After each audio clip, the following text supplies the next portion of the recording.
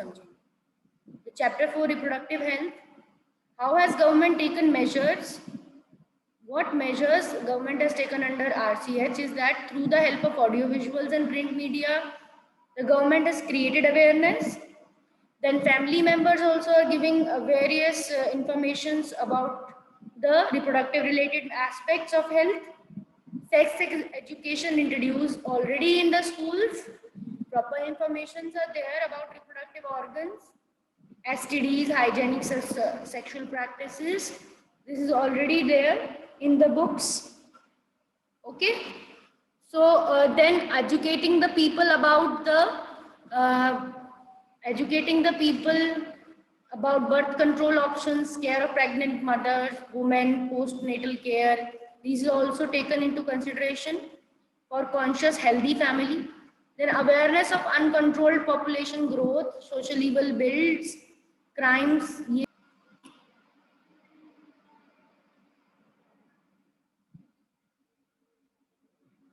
So infrastructure, implementation of various structural plans require infrastructural facilities, professional expertise. तो आप देख रहे हो ये सारे पॉइंट्स एनसीईआरटी के ही बनाए हुए पॉइंट्स हैं.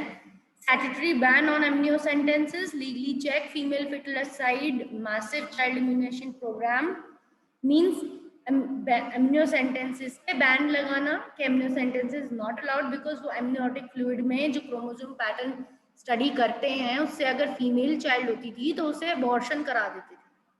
तो इसको बैन करवाया गया एमनियोसेंटेंसिस को उसकी मिसयूज की वजह से. ये इंपॉर्टेंट क्वेश्चन है, हमेशा 1 या 2 मार्क में आता है amniocentesis. Then researches on reproduction related aspects supported by government and non-governmental agencies to improve few new methods on existing one. नए नए मेथड्स इम्प्रूवमेंट्स होने लग गए. जैसे पहले अगर डेली कॉन्ट्रासेप्टिव ओरल कॉन्ट्रासेप्टिव पिल खानी पड़ती थी, पर अब सहेली नाम की एक पिल ऐसी बनाई है जो हफ्ते में बस एक बार खानी होती है और वो भी सेम वही इफेक्ट देती है जो कि नॉर्मल ओरल पिल्स देती थी. तो एक हफ्ते में एक बार लेना ज़्यादा कंपैरेटिवली इजी है देन रोज उसको ध्यान रखना, रोज एक दवाई लेना. क्लियर. देन नेक्स्ट ये इम्प्रूवमेंट करी है, improved reproductive healthy society, increased medically assisted deliveries, better post natal cares. ये सब होने लग गया कि अब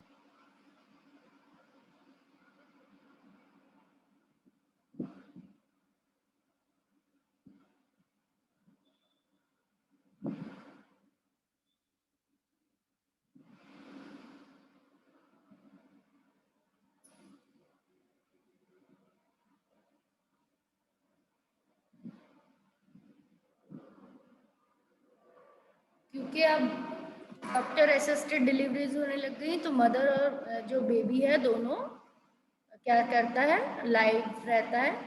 तो कॉन्ट्रासेप्शन की ज़रूरत पड़ गई क्योंकि अब कोई इतना डाइंग नहीं है, डेथ रेट कम हो गया है. प्लस जो लोग हैं वो तो ऑलरेडी हैं और नए न्यू रिप्रोडक्शन की वजह से मेंबर्स जुड़ते जा रहे हैं. तो इस वजह से कुछ प्रेगनेंसीज को अवॉइड करने के लिए कॉन्ट्रासेप्शन की ज़रूरत पड़ गई पॉपुलेशन को कंट्रोल करने के लिए. कॉन्ट्रासेप्शन एम करता है कंट्रोल बर्थ पे कॉन्ट्रासेप्टिव डिवाइसेस यूज़ करके, प्रिवेंशन ऑफ कंसेप्शन करता है वो, एंड फर्टिलाइजेशन नहीं होने देता ओवम का during sexual intercourse. An ideal contraceptive should be user friendly. Ideal contraceptive user friendly होती है, इजीली अवेलेबल होती है, इफेक्टिव होती है एंड रिवर्सिबल होती है विद नो और least side effects. The different types of contraceptive are, अलग अलग तरह के कॉन्ट्रासेप्टिव डिवाइसेस कौन से हैं. Natural traditional method, barrier method, intrauterine devices, oral contraceptive injection, implant, surgical method. Natural method में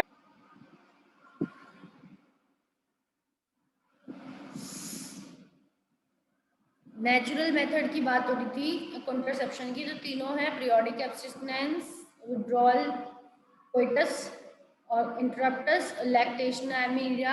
यहाँ पर इन तीनों ऑप्शंस में से जो भी ऑप्शन यूज़ करे अगर कपल पीरियोडिक एब्स्टिनेंस करे मतलब फर्टाइल पीरियड में डे 17 और डे 10 से 17 तक अगर कोइटस नहीं करता है, मेटिंग नहीं करता, कोइटस मीन्स होता है मेटिंग, तो उसको कोई चांस नहीं होते प्रेगनेंसी के.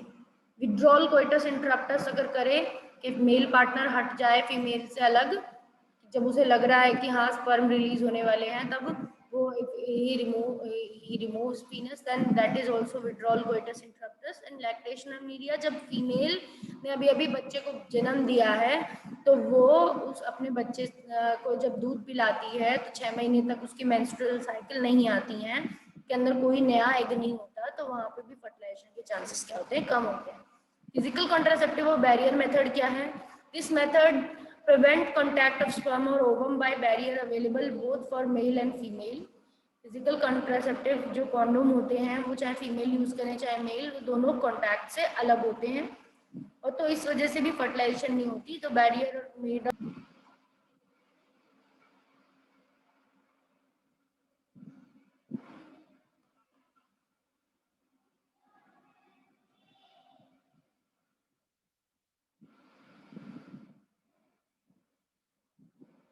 diaphragm, cervical caps or vaults are the barrier made of rubber latex inserted into female reproductive tract to cover the cervix, blocks the entry of sperm and through cervix reusable होते हैं। Spermicidal gels और cream भी use कर सकते हैं। इंट्रायूट्रिन devices यहाँ पर copper T का दिखा रखा है example. These are inserted into the uterus of the person, the female who wants to avoid conception, जिसको कॉन्ट्रासेप्टिव के लिए यूज करना है तो वो यूट्रस में इसको फिट करवा लेते हैं डॉक्टर और नर्सेस के हेल्प से। नॉन मेडिकेटेड आईयूडीज भी आती हैं, लिप्स और लूप्स नाम की, एंड कॉपर रिलीजिंग आईयूडीज भी आती हैं, copper T, copper 7, multi load 375। Copper ions क्या करते हैं? What are the function of copper ions?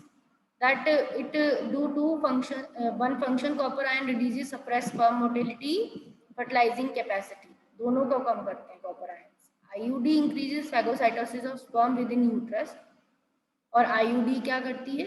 Phagocytosis भी बढ़ाती है यूट्रस में। हार्मोन रिलीजिंग आईयूडी इस तरह की होती है, उसमें कॉपर नहीं होता, उसमें हार्मोन का स्ट्रिप होते हैं, हार्मोन के इम्प्लांट्स टाइप होते हैं जो कि यूट्रस में डालते हैं, तो उससे क्या होता है वहाँ पर हॉस्टाइल हो जाता है जो सर्विक्स होता है वो।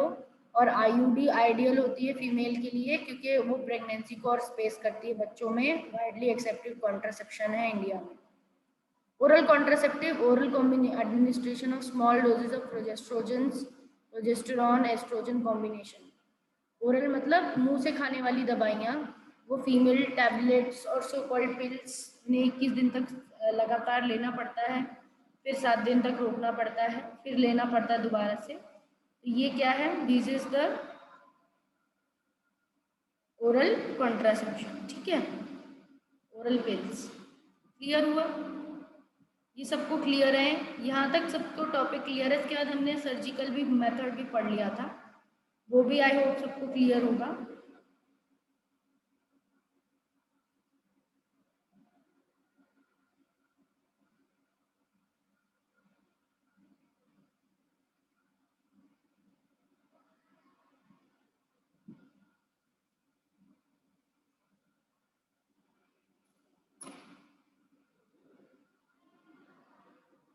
So oral contraceptive में oral administration of small doses of progesterone and progestogen estrogen combination, female tablets and so-called taken daily for the period of 21 days, inhibit ovulation and implantation and alter the quality of cervical mucus।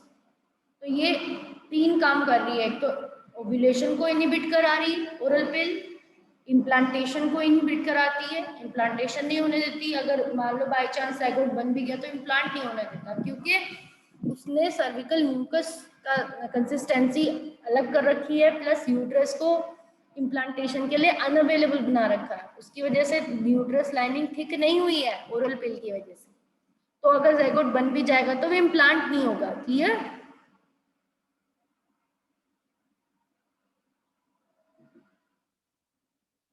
Clear हो गया बच्चों?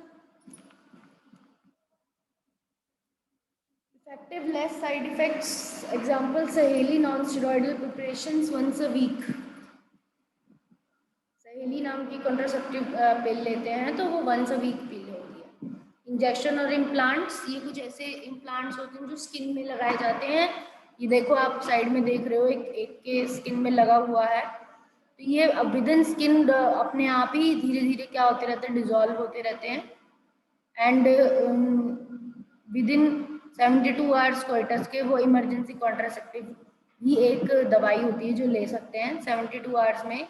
ये rape और unprotected intercourse के case में ली जाती है दवाई, इमरजेंसी पिल। इसको विद इन 72 आवर्स अगर कोई ले तो प्रेगनेंसी नहीं होती। तो it is also progesterone and progesterone oestrogen combination, I pill इसे बोलते हैं। देन सर्जिकल मेथड्स क्या हैं? ये जहाँ पर वास डिफरेंस कट करके और टाई कर दी जाती है, वो वासेक्टोमी ऑपरेशन होता है। छोटे से लेज़र से एक पोर बनाते हैं और फिर वहाँ से उन ट्यूब्स को बाहर पुल करके कट करके एंड देन टाई कर देते हैं। तो दैट इज सर्जिकल मेथड, इन्हें सर्जिकल मेथड कहते हैं। तो इन्हें ब्लॉकिंग करी जाती है ऑफ द ट्यूब्स। दो ट्यूब्स हैं, मेल में अगर ब्लॉकिंग करी गई है तो वास डिफरेंस की कट और टाई किया जाएगा तो उसे वैसेक्टोमी कहेंगे, और अगर फीमेल्स में ब्लॉकिंग करी गई है तो फैलोपियन ट्यूब को कट और टाई करेंगे तो उसे ट्यूबैक्टोमी कहेंगे। स्टेरलाइजेशन प्रोसेस भी कहते हैं इसको, बिकॉज इसके बाद कोई भी कपल जिन्होंने ये करवाई है वो they can not bear a child. तो ये परमानेंट स्टॉपिंग होता है, स्टेरलाइजेशन होता है, ठीक है। तो क्वेश्चन आ जाए which contraceptive method is also known as sterilisation, तो आपका आंसर होगा surgical method. Clear? Highly effective है इसकी यस मैम। ये हाईली इफेक्टिव तो है पर इसकी रिवर्सिबिलिटी पुअर है, मतलब इसे हम रिवर्स नहीं कर सकते। एक बार कर दिया तो हम ये चाहें कि अब ट्यूब खुल जाए और अब प्रेगनेंसी हो जाए तो अब नहीं हो सकती, ठीक है। Medical termination of pregnancy MTP, intentional or voluntary termination of pregnancy is called medical termination of pregnancy MTP, induced abortion। मतलब कोई अगर इंटेंशनली प्रेगनेंसी को अबॉर्ट करना चाहता है, प्रेगनेंसी हो चुकी है, इम्प्लांटेशन हो चुकी है और अब कोई चाहता है कि उसमें कोई उसको बच्चे को गिराना चाहता है या बच्चे को अबॉर्ट करना चाहता है तो उसको MTP कहते हैं, मेडिकल टर्मिनेशन ऑफ प्रेगनेंसी। पर ये लीगलाइज चीज़ होती है, इसको तभी किया जाता है कि जब ऑर्डर्स मिलते हैं, लीगल ऑर्डर्स भी लेने पड़ते हैं और इस पर प्रोहिबिशन है। 1971 में गवर्नमेंट ऑफ इंडिया ने इसको लीगलाइज किया था क्योंकि ये भी फीमेल फेटिसाइड का रीज़न बना था बहुत ज़्यादा। और वैसे इसको इसीलिए यूज़ करते थे कि अगर कोई डिसऑर्डर वाला बच्चा है या किसी का कोई प्रेगनेंसी बहुत रिस्की है तो उसलिए माँ को भी रिस्क हो सकता है, बच्चे को भी रिस्क हो सकता है, तो इसे अवॉइड किया जाता था। बट ये बाद में फिर फीमेल को मारने के लिए यूज़ होने लग गया, इस वजह से इलीगल कर दिया इसको, ठीक है। मिसयूज एमनियोसेंटेंसेस फॉलोड बाय MTP, क्योंकि कभी कभी एमनियोसेंटेंसेस वाला टेस्ट कराते थे फिर MTP करा देते थे, दोनों का मिसयूज करते थे लोग। डिजीज और इन्फेक्शंस, अब ये STD का टॉपिक आ गया कि ऐसे डिजीजेस जो कि सेक्सुअल इंटरकोर्स के बाद होती हैं उन डिजीजेस को क्या कहते हैं? सेक्सुअली ट्रांसमिटेड डिजीजेस कहते हैं, विनीरियल डिजीजेस कहते हैं, रिप्रोडक्टिव ट्रैक्ट इन्फेक्शंस कहते हैं।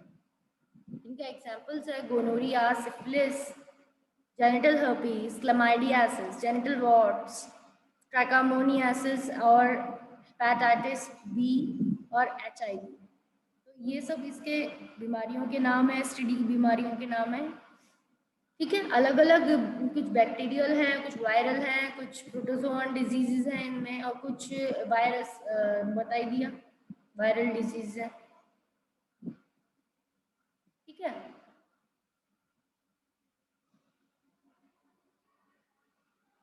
अब मुझे बताओ किस किस को पता है कि इनमें से कौन सी वायरल है, कौन सी बैक्टीरियल है, कौन सी प्रोटोजोन है? कौन बताएगा मुझे? ट्राई करो, किसी को पता है कौन सी इनमें से वायरल है, कौन सी बैक्टीरियल है, कौन सी प्रोटोजोन डिजीज है? Anybody knows? Yes, tell me, gonorrhoea क्या है? Which type of disease gonorrhoea is? Viral, bacterial या प्रोटोजोन? गोनोरिया कौन सी डिजीज है? सिफिलिस कौन सी डिजीज है? किससे होती है ये दोनों? बताओ। 10th में भी था, इसीलिए पूछ रही हूँ मैं, it was in 10th also. Gonorrhoea और सिफिलिस किससे होती है? वायरस है, वायरस से होने वाली बीमारी है ये, या बैक्टीरिया से, या प्रोटोजोआ से होने वाली बीमारी है? डू यू नो और नॉट? यस और no? Yes, tell me. It is bacterial, both are bacterial diseases. Okay, gonorrhoea और सिफिलिस बैक्टीरिया है, जेनिटल हर्पीज वायरस है, क्लैमाइडियासिस बैक्टीरिया है, जेनिटल वार्ड्स वायरल है। मैम हाँ, ट्राइकोमोनियासिस प्रोटोजोआ है, और हेपेटाइटिस बी और एचआईवी भी वायरल है।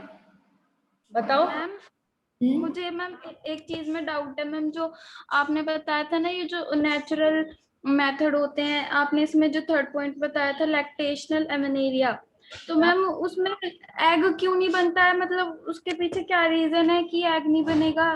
बिकॉज हार्मोन का लेवल उसमें बहुत ज़्यादा रहता है, क्योंकि लैक्टेटिंग मदर है, प्रोलैक्टिन उस वक्त ज़्यादा रिलीज हो रहा होता है, फीमेल हार्मोन्स उस वक्त ज़्यादा रिलीज हो रहे होते हैं, ऑक्सीटोसिन हुआ, प्रोलैक्टिन हुआ, तो बॉडी को ऐसा फील हो रहा होता है कि बॉडी ऑलरेडी क्या कहते हैं, अभी भी वो कह सकते हैं वो इमोशंस और ये सारी चीज़ें कि अभी अभी बेबी हुआ है, तो इस वजह से बॉडी को वो पता रहता है, हार्मोन के इंटरप्ले की वजह से होता है कि नया कोई भी एग नहीं बनता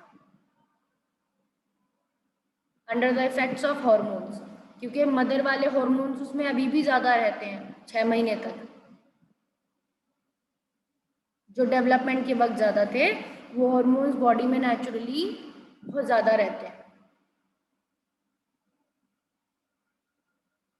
ठीक है, लैक्टेटिंग मदर्स के जो हार्मोन हैं वो ज़्यादा रहते हैं, उसकी वजह से ये भी एक नेगेटिव फीडबैक है, जो कि कह सकते हैं नई साइकिल को नई साइकिल एफएसएच और एलएच को रोकता है, नया एफएसएच और नए एलएच को आने से रोकता है। जो clear? Yes ma'am. Now, mode of transmission of hepatitis and HIV, both or the other STDs even. दूसरी भी जो STDs हैं उनका भी mode of transmission normally sexual contact की वजह से ही होता है, इसीलिए वो सेक्सुअली ट्रांसमिटेड डिजीजेज है कि अगर कोई एक पर्सन को बीमारी होगी तो दूसरे पर्सन को वो हो सकती है अगर वो उसके साथ सेक्सुअल कॉन्टैक्ट में आएगा तो। क्लियर हो गया? पहला पॉइंट क्या है मोड ऑफ ट्रांसमिशन का? Sexual contact with infected person, सबसे पहला कॉज यही है किसी भी एसटीडी को कैच करने का। सेकंड, शेयरिंग इंजेक्शन और नीडल, किसी से हमने इंजेक्शन या नीडल शेयर कर लिया तो। थर्ड, शेयरिंग अनस्टेरलाइज्ड सर्जिकल इंस्ट्रूमेंट्स, किसी का हमने अनस्टेरलाइज्ड सर्जिकल इंस्ट्रूमेंट यूज कर लिया, किसी से हमने किसी की ड्रेसिंग करी किसी पर्सन की और हमने उसे सही से वॉश नहीं किया और हमने दूसरे वाले पर्सन की भी ड्रेसिंग हॉस्पिटल में उसी से कर दी, तो अगर उसको कोई विनीरियल डिजीज या सेक्सुअली ट्रांसमिटेड डिजीज है तो वो ब्लड के कॉन्टैक्ट के थ्रू भी और इंस्ट्रूमेंट पे जो थोड़ा बहुत ब्लड लगा था उसके थ्रू भी चली जाएगी। क्लियर हुआ? या फिर किसी को अनस्टेरलाइज नीडल से लगा दिया, अनस्टेरलाइज सर्जिकल इंस्ट्रूमेंट, या ट्रांसफ्यूजन ऑफ ब्लड, किसी को ब्लड चढ़ा दिया, किसी ऐसे पर्सन का ब्लड चढ़ा दिया जिसको एसटीडी है, तो उससे भी क्या होगा, बीमारी हो जाएगी। क्लियर हुआ? इन्फेक्टेड मदर टू फीटस, अगर किसी माँ को हो रही है एसटीडी तो उससे भी बेबी में भी चली जाएगी। Getting complete treatment of diagnose disease, तो इसका कह सकते हैं कि हमें क्या करना चाहिए अगर हम इसे प्रिवेंशन करना चाहते हैं इन डिजीजेस से, तो हमें प्रिवेंटिव मेथड्स क्या होने चाहिए? तो इसमें होना चाहिए कि इसमें एक और पॉइंट दिया हुआ है, except hepatitis B, genital herpes and HIV infections others are curable. सिर्फ इन तीनों को छोड़कर, जेनिटल हर्पीज को, हेपेटाइटिस बी को और एचआईवी को छोड़कर बाकी सब क्योरेबल भी होती है। ये क्योरेबल नहीं होती है तीनों, ये हमेशा लाइफ लॉन्ग रह जाती है और डेथ का भी रीजन बन सकती है।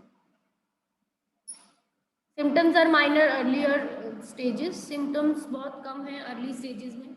इचिंग, फ्लूइड डिस्चार्ज होते हैं, स्लाइट पेन होता है, स्वेलिंग हो जाती है जेनिटल एरिया में। STD remains asymptomatic, STD remain बहुत दिनों तक तो एसिम्टोमेटिक ही दिखाई देती है एसटीडी। पेल्विक इन्फ्लेमेटरी डिजीज हो जाती है, अबॉर्शंस हो जाते हैं, स्टिल बर्थ हो जाते हैं। अगर किसी को क्या हो, एसटीडी हो, तो इनफर्टिलिटी भी हो सकती है और कैंसर भी हो सकता है रिप्रोडक्टिव ट्रैक्ट का। Prevention, avoiding sex with unknown partner, किसी भी अननोन लोगों के साथ सेक्स नहीं करना होता, ये इसकी प्रिवेंशन है।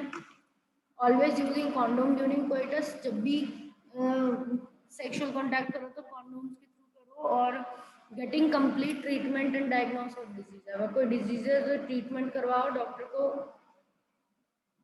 फिर नेक्स्ट टॉपिक है इनफर्टिलिटी। तो यहाँ हमने एसटीडीज का पढ़ लिया, अब इनफर्टिलिटी का टॉपिक है, पर एसटीडीज का हम एनसीईआरटी में से भी पढ़ते हैं ताकि हमारा दोनों टॉपिक्स हो जाए clear.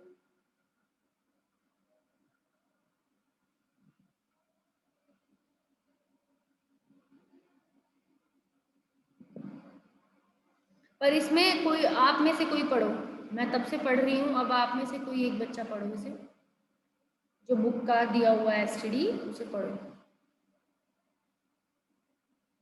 Read this.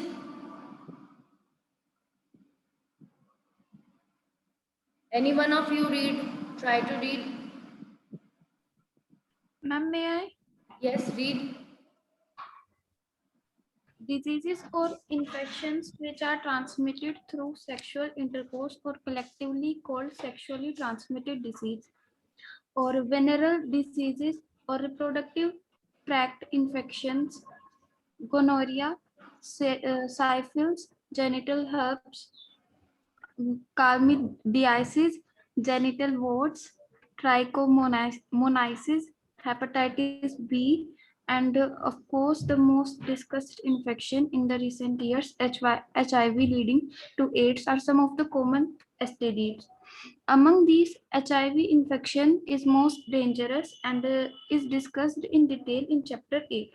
Some of these infections like hepatitis B and HIV can also be transmitted by sharing of injection needles, surgical instruments, etc. with the infected person, transfusion of blood, or from an infected mother to the fetus too, except for hepatitis B, genital herpes, and HIV infections. Other diseases are completely curable if detected early and treated properly. Early symptoms of most of these are minor and including itching, fluid discharge. ये वही points आप देख रहे हो, ये वही points हैं जो पीपीटी में, कोई अलग पॉइंट्स नहीं आएंगे। Discharge, slight pain, swelling, etc. in the genital region.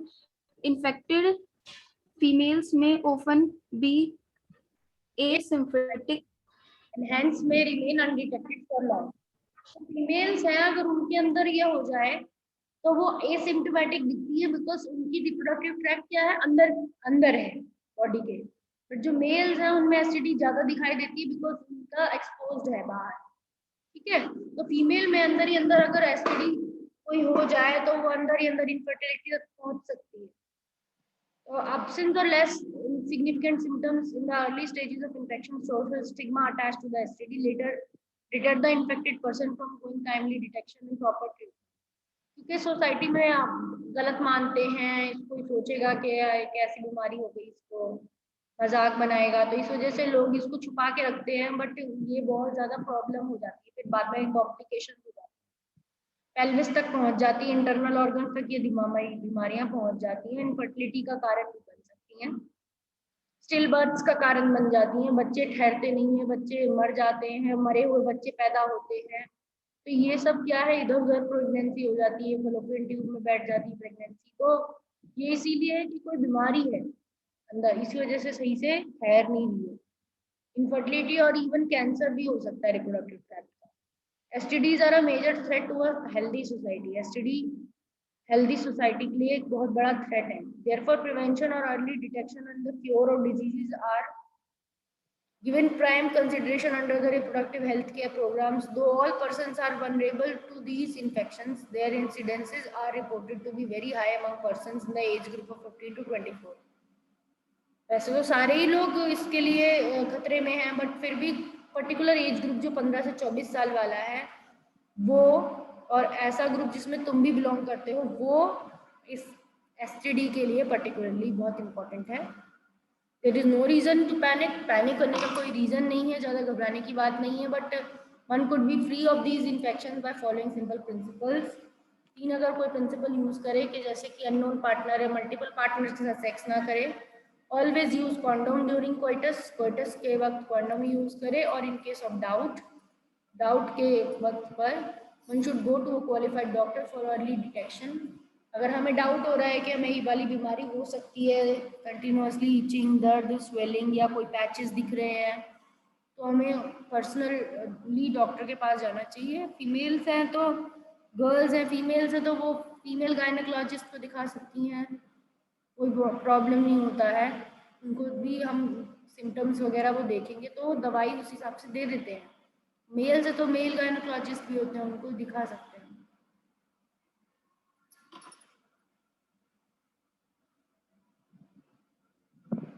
Infertility. A discussion on the reproductive health is incomplete without a mention of infertility. Reproductive health में infertility का concept भी आता है, क्योंकि ये ज़रूरी है कि reproductive health से रिलेटेड है कि बहुत सारे कपल ऐसे हैं जिनको बच्चे नहीं हो रहे हैं, जिनको बच्चे नहीं होते हैं, वो ट्राई भी करते हैं तब भी उनको बच्चे नहीं होते, तो वो केस क्या है, सिंपल सा इनफर्टिलिटी होता है. क्या होता है? इनफर्टिलिटी. तो उसके बारे में पढ़ना ज़रूरी है. Large number of couples all over the world, including India, are infertile. They are unable to produce children in spite of unprotected cohabitation, sexual cohabitation. The result for this could be many physical or congenital diseases, drugs, immunological, even psychological. ये सब reason हो सकते हैं. Physical reason कोई हो सकता है, congenital reason कुछ हो सकता है, किसी को डिजीजेस का रीजन कुछ हो सकता है, ड्रग का रीजन कुछ हो सकता है, इम्यूनोलॉजिकल और इवन साइकोलॉजिकल. साइकोलॉजिकल इशू मतलब किसी को मेंटली प्रॉब्लम है कि उसको बच्चों से इरिटेशन है, ठीक है, कोई होते हैं कि अपने बच्चे पसंद नहीं आते, दूसरे के बच्चे पसंद आते हैं, मतलब खुद पे जिम्मेदारी नहीं लेना चाहता कोई. हाँ, और किसी को ड्रग की कोई प्रॉब्लम है, किसी को नशे की ज़्यादा लत है, तो नशे में ही ज़्यादा मज़ा आता है उसको, तो उसको नॉर्मल लाइफ का कोई वो नहीं है. तो इस वजह से वो रिप्रोडक्शन रिलेटेड मामले में क्या करते हैं, इनफर्टाइल रहते हैं. या ड्रग्स से, एक तो ये हो गया, वो भी साइकोलॉजिकल इशू. मैंने तुम्हें बताया कि नशे की आदत है तो नशे में डूबा रहता है, बट ड्रग का इंटरनल ऑर्गन्स पे भी इफेक्ट पड़ता है. बोलते हैं कि जो फीमेल प्रेग्नेंट है उसको भी कोई, अगर उसको सिगरेट की आदत है या कोई उसको लिकर की आदत है, अल्कोहल की, तो वो नहीं पिएगी उस टाइम पे जब वो प्रेग्नेंट है, बिकॉज बच्चे को क्या होगा, बच्चे पे बुरा असर पड़ता है. डिजीजेज है, अगर किसी को भी कोई भी बीमारी अगर है तो उसका रिप्रोडक्शन में तो अफेक्ट होना ज़रूरी है, होगा ही, ऑब्वियस है, क्योंकि बॉडी का इम्यून सिस्टम ऑलरेडी इंगेज्ड है किसी की बीमारी ठीक करने में, तो फिर बच्चे को पनपाने में और बच्चे को ग्रो कराने में बॉडी के अंदर वो कैसे एबल होगा. ठीक है, समझ रहे हो? किसी को कॉन्जेनाइटल डिजीज है, कॉन्जेनाइटल डिजीज मतलब किसी को जेनेटिक प्रॉब्लम है कुछ, ठीक है, कि वो माँ नहीं बन सकता है या फिर बाप नहीं बन सकता, तो ऐसी भी कुछ प्रॉब्लम्स होती हैं. जिसी को कोई ऐसे सिंड्रोम्स हैं कि वो इनफर्टाइल हैं. क्लियर हुआ?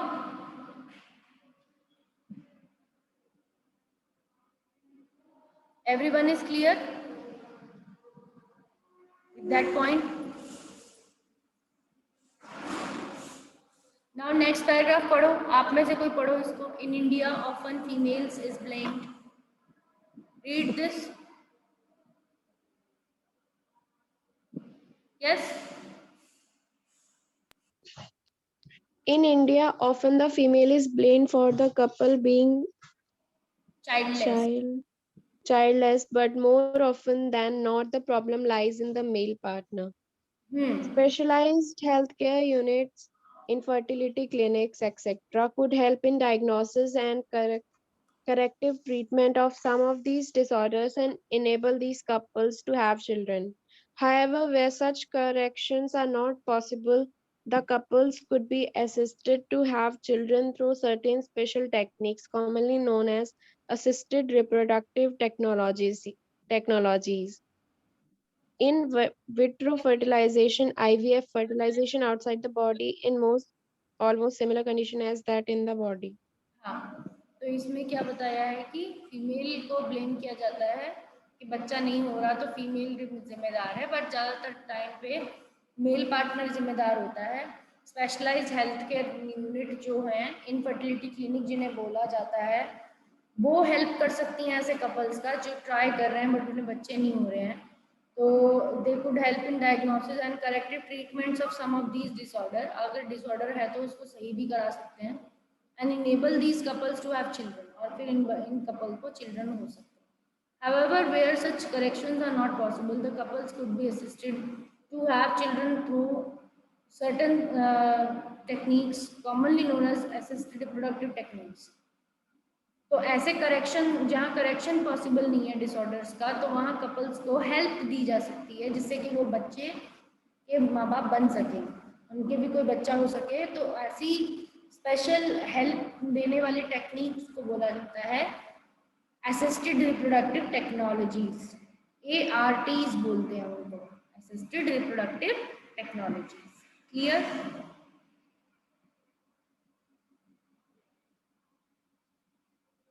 क्लियर हो Yes, गया पैराग्राफ? अब आगे दिया हुआ है in vitro fertilisation, assisted reproductive technology का आपका एक टॉपिक है in vitro fertilisation. So this is IVF called in short, and the body in almost similar condition as that in the body, followed by embryo transfer. मतलब जैसे body में fusion होता है वैसा ही टेस्ट ट्यूब में outside the body अगर fusion करवाएं तो that is in vitro fertilisation.